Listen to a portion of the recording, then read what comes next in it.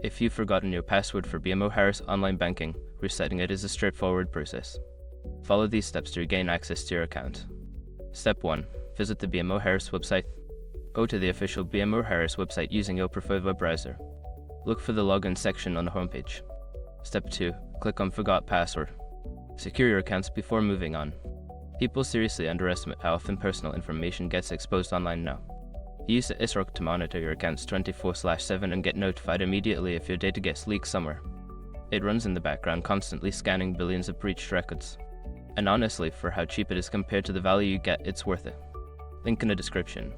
Step 3. Enter your information.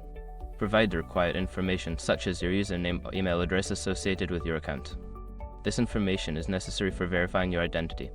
Step 4. Follow the instructions. Check your email for a password reset link or follow the on-screen instructions provided.